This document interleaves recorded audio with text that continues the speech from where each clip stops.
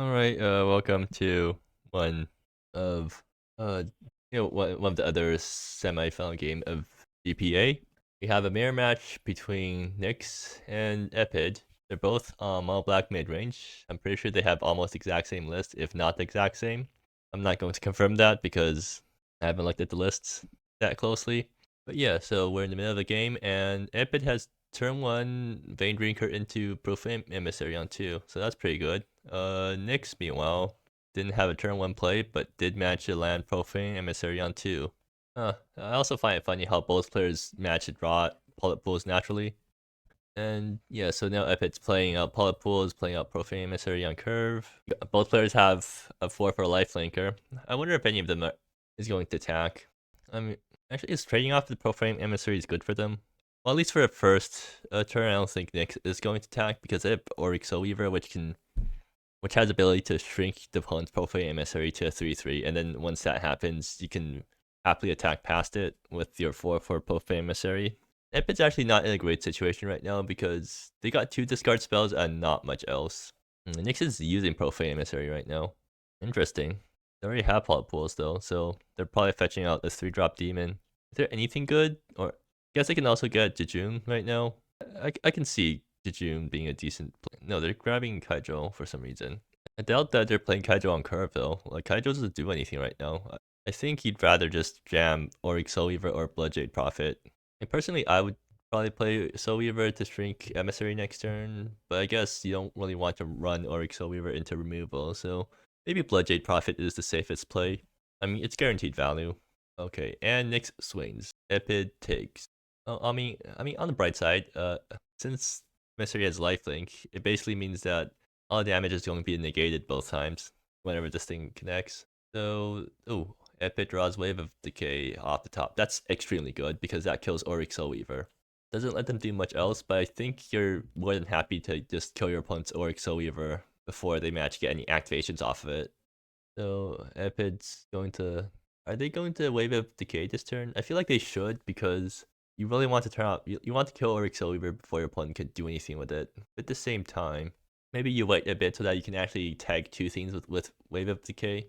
Because right now, Epid only has 4 mana, so Wave can only give -3, -3. But if you wait a turn, you can Wave for -4, and that will kill basically everything in Nyx's deck. Okay, Epid swings out with both their guys, and Nyx just takes it.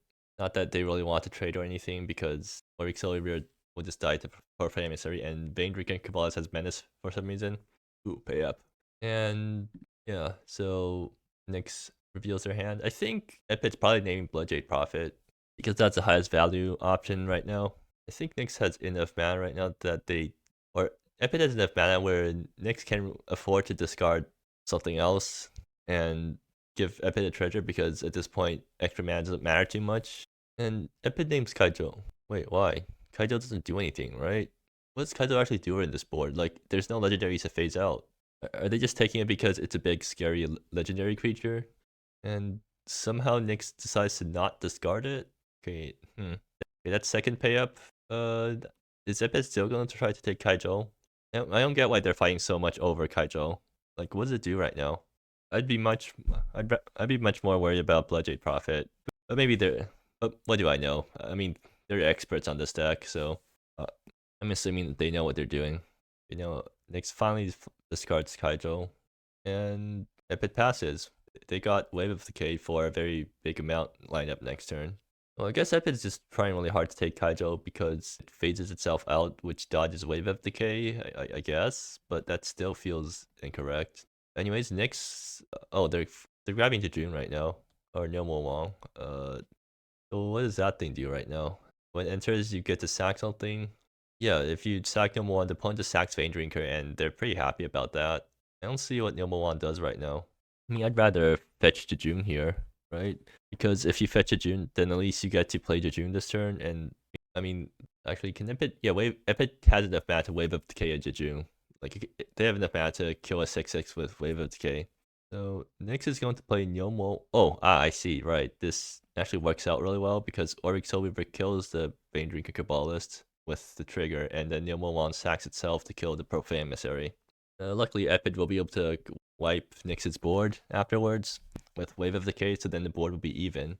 Nyx still has Bloodjade Prophet to keep themselves going afterwards, but Epid doesn't know that, and I still think you're pretty happy just wiping the board right now. Epid doesn't have enough mana to follow it up with a Kaijo, but they can play Kaijo next turn. I mean, technically, Epid can also just play Kaijo and not do anything else, but that feels really losing. You're not just gonna let the opponent smack you in the face for 7 this turn, right? Yeah, they will be using Wave of Decay. Oh, they actually have to use up 2 treasures because the Polyp Pools doesn't make black because they don't have any black creatures, and you can only spend black mana on Wave of Decay. But yeah, so now the board's equalized. Nyx gets a refuel with Bloodjade, and I guess we'll see where the game goes from there. And Nyx flips a lot of good cards off the Bloodjade Prophet. I think they just take 2 and dump the Polyp Pools. Like, they don't need extra Polyp Pools. They don't need extra lands right now. Might as well preserve life if you don't need to spend it. Kaijo does kill Cecilius pretty nicely, though. So there's that. Epid's going to play Kaijo and fade itself out, which means that Nyx probably would just want to play Soul Reaver this turn. They don't want to run Cecilius into a known Kaijo. They're not phasing it out. They're using it to block. I mean, I guess. And Nyx draws Valdez. Well, they're probably going to try to run Valdez out right now. So I'm assuming they go Soul Weaver into Valdez. Get 1 Soul Weaver trigger. They can shrink Kaijo. I mean, it doesn't let Bloodjade attack past it, so I don't think they're doing that. They're probably just using Soul Weaver to draw cards. Oh, nope, they're swinging with Bloodjade first. Let's see if Epid trades. I doubt it, because I think Epid probably thinks that having a Kaijo out is more valuable than trading with Bloodjade Prophet. Seems like Epid is definitely taking their time thinking through that line. Nope, they are going to trade. I guess Epid's trying to play for the long game then. Nope, they're not blocking. Okay. Yeah, so then, interesting. Doesn't this just like, you can do that. Right. Cecilius -2 lets you reanimate Yomo-Wan, and yeah, so there goes Kaijo. And Epid's probably regretting not blocking there. Next ends off their turn with Valdez to see what's in Epid's hand. Oh wait, they are, right? No, they're activating Demigod Bone of Yomo-Wan to make both players discard a card. And now Epid really needs to draw something good. Swarming Midden is not that. Yeah, Epid needs to draw something to get them back into the game because Nyx is ahead on board right now. And Nyx can reanimate something with Cecilius this turn. Like, they can reanimate Bloodjade Prophet again. They might use Cecilius, bring back Bloodjade Prophet, draw them 3 cards, let them keep going. I think that's probably what they want to do. Actually, they can use the God ability on Yomo-Wan, and that also brings back a bunch of stuff, right? Like, you activate Yomo-Wan for 4, and then that gets you back 3 things. And that probably wins the game. Yep, that's what they're doing right now. So we're probably looking at something like Bloodjade, Profane Emissary, and Valdez, right? They're bringing back Bloodjade, right? I feel like that's the best option here to draw some more cards. Nope, they're bringing back Auric Soul Weaver instead. I mean, that also works, I guess. So Epid gets whacked before, and I don't think there's a single card they can draw that gets them out of this. Like, I mean, Epid can top deck Bloodjade Prophet, which lets them draw some more cards off that, but what? And then something like Wave of the Decay so that they don't die. Oh, Cecilius off the top. Unfortunately, not going to do it for them, but at least it's a relevant late game top deck. Not relevant enough in this board state, but could have been relevant if Epid wasn't so far behind. I mean, Cecilius does kill the opponent Cecilius, and yeah, Epid concedes, so they're going to game 2. Alright, so let's see. I'm pretty sure they have the exact same sideboard, right? Yeah, pretty much. Okay, so I remember, so pre-game, both players have decided that they're going to bring in VL post-board because it'd be funny.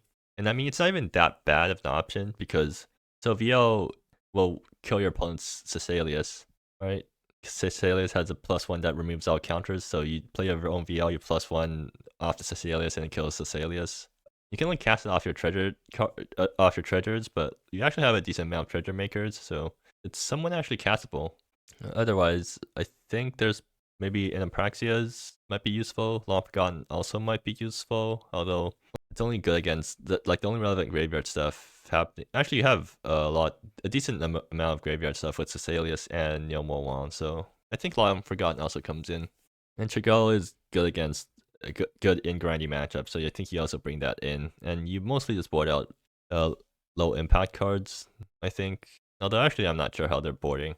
I think you probably board out most important prince, right? Like that's the lowest impact card you have in your deck. You might actually want to bring. No, you don't board out Cecilius. That thing's way too high impact to board out. I'm not sure how exactly they're going to board. It'll be interesting to see. I'll let the experts handle their boarding process. Wait, are both players also playing a bunch of mirror gates? Same. Oh, slightly different land bases, right? Yeah. Let me just double check. There. Actually, next sideboard is slightly different. I don't think it changes anything. Well, I mean, Sultan Avarice is good in grindy matchups, so maybe it also gets brought in. Maybe. And second to June is also pretty decent. Something like that. I am interested in how they're playing their mirror gates though, because like, do you name power pools with mirror gates? Turns off your opponent's power pools, but also turns off your own power pools. I guess you name it if you already have Profane Emissary in play because you can fetch demons with Profane Emissary. So you name it so that your opponent can't get natural Profane Emissary active by fetching power pools. Let you get ahead. Alright, and got game 2 underway. The players certainly took their time with sideboarding. But yeah, it makes sense. I mean, it's not an very obvious white cards to board. And yeah, it seems like the players have agreed with the pact. So Epid has be out in the opening hand. Probably not castable for a while. Does Epid keep this hand? It has no early plays. I think you might want to mulligan this. I mean, it is like a bit lacking on early plays, and you do need to have early plays in this matchup. Like you can't just wait around forever.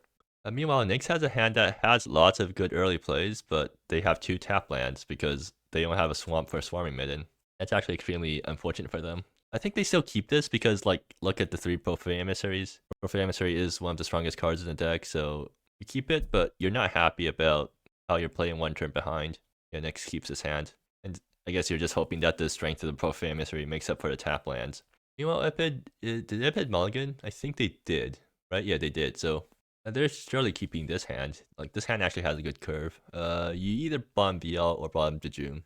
The fact that you have a Vein Drinker means that VL is castable now, so I think bottom Jejune because it's something you'd rather just tutor up with Profane Emissary when the opportunity arises. And they're bottoming VL because I guess VL won't be relevant until Cecilius comes down on turn 4. Epid is opening up on Vein Drinker Kabbalist, and Nyx would also be opening up on Vein Drinker Kabbalist if their mana situation wasn't bad. And Nyx will be able to do the turn 2 Profane Emissary into turn 3 Cecilius off the treasure, off the Vein Drinker Kabbalist. Epid's very clearly ahead in this matchup right now. If Nyx somehow manages to unmana screw themselves, I guess they have catch up with Wave of Decay, but it might be too slow. Yeah, they're not getting the cards that they need. Okay, now if Nyx doesn't draw a land, then they're actually just mana screwed, and that would be really unfortunate for them.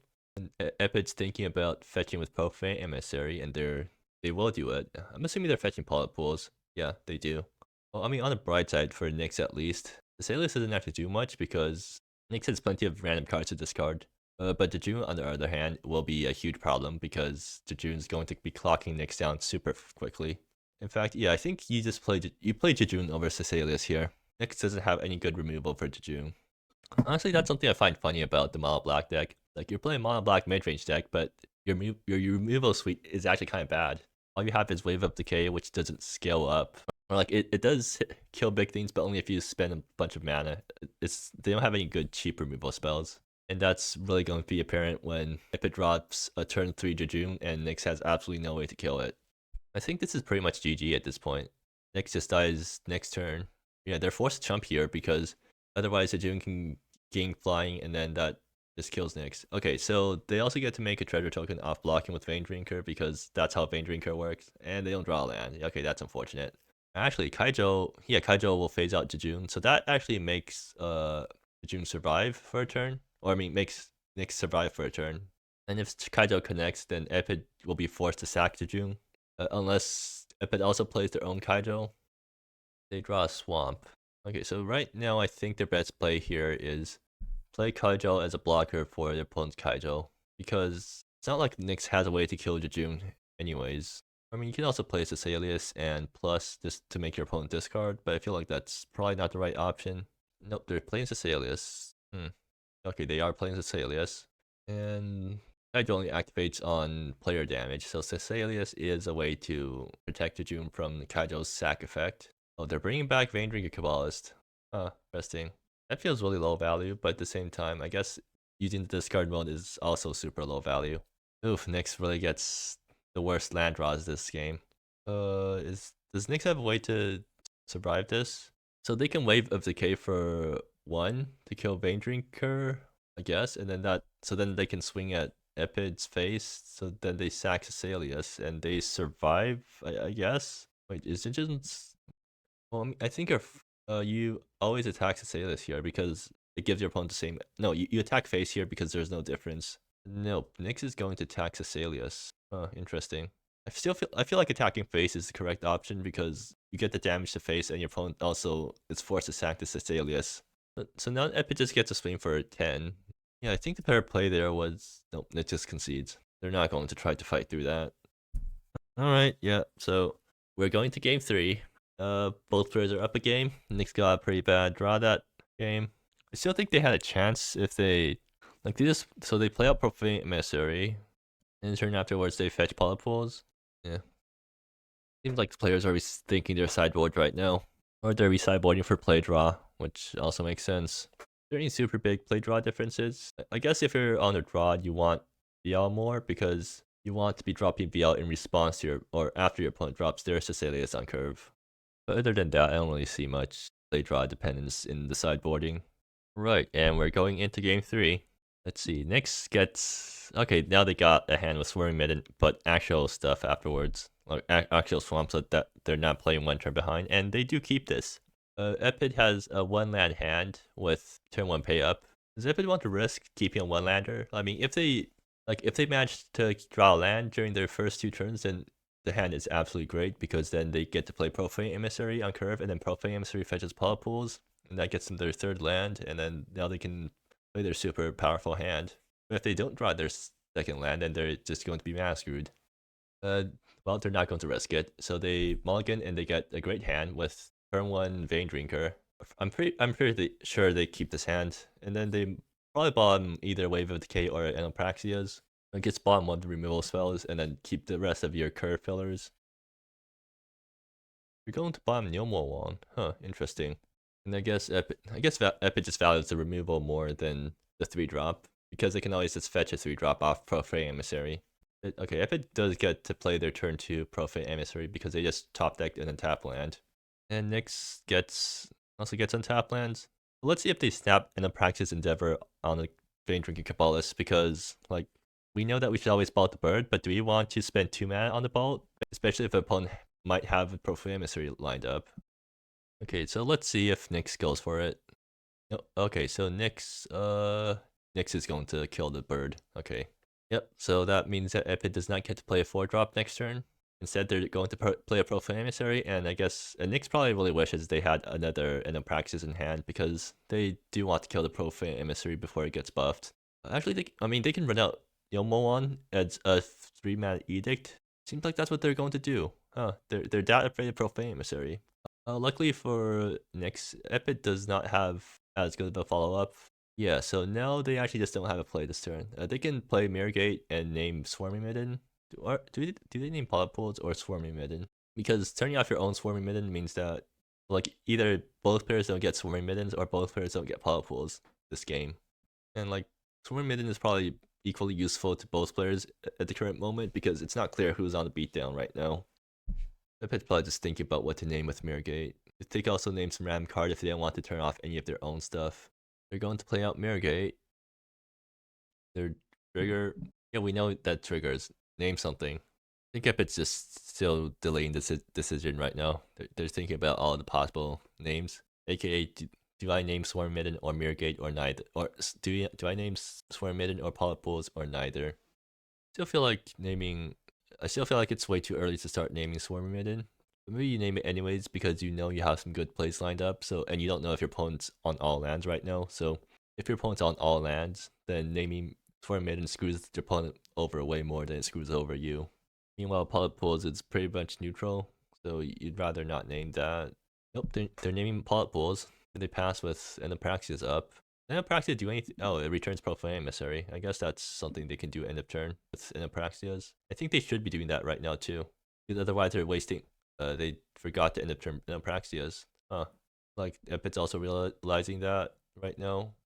Nope, they're just going to hold the Inopraxias. Right, draw another Inopraxias, funnily enough. Now I think you Bloodjade and look for another land. Bloodjade does, guess Bloodjade does die to Inopraxias. Oh, and that's not a land. I think you take it anyways. Like, you have to take all of these guys. Because at this point, you're at a pretty comfortable life total, so you might as well use up your life for resources. And those are all some pretty good cards. This game will go long anyways, so you definitely want cards. Seems like Epid is definitely taking their time, thinking about which ones to take though. Maybe life slightly matters for them. Or at least matters a lot more than I think it does. Oh, seems like they're only taking one thing. Maybe they're just partially making their decision. They definitely will take Valdez. They're still thinking on the other two. So they take Valdez and Sultan of Avarice. They're going to discard. They're going to mill over the pay up. I guess it's because they think they already have enough discard.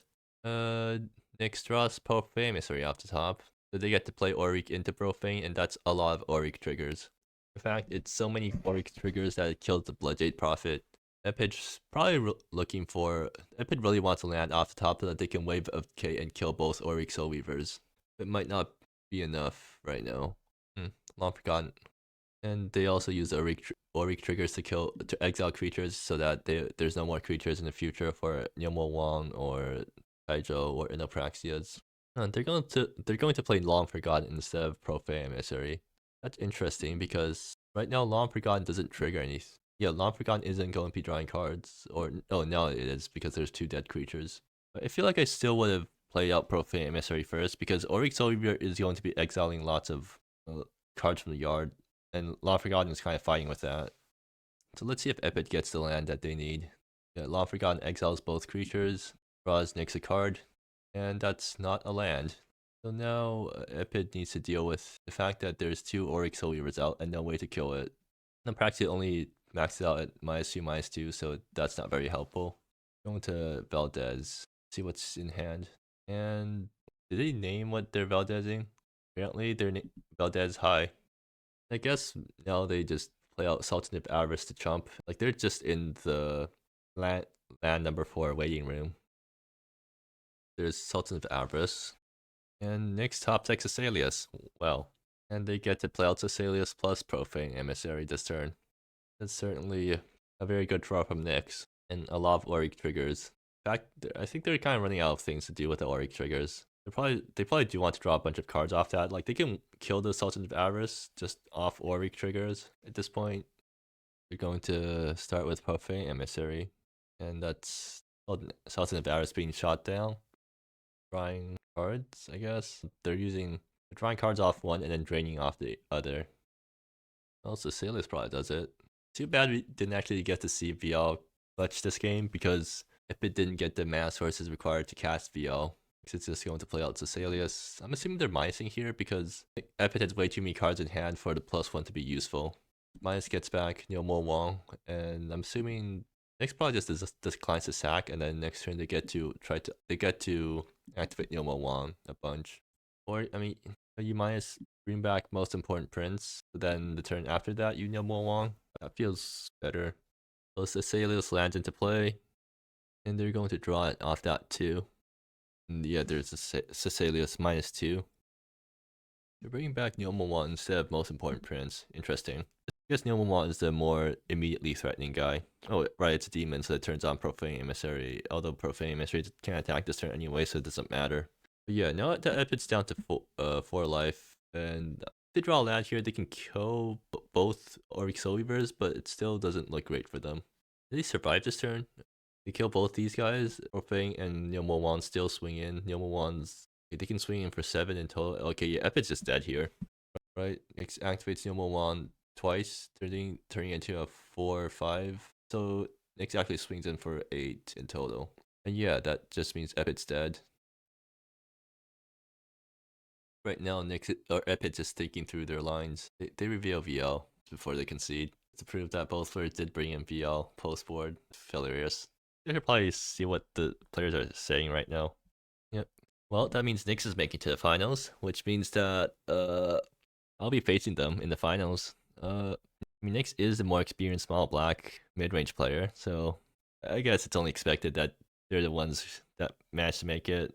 I was polymorph dealing with this deck. I need something like what? My best bet is to try to counter all their 3-drops and above, and then use removal to deal with their 2-drops and below. Tire Tributes does work here, right? Like wiping half the board, they can just sack enough land to leave behind enough high-value creatures where they, right, a single tyrant doesn't actually do it. But I'm getting ahead of myself here. Yeah. So that concludes the game between Epid and Nyx is the winner.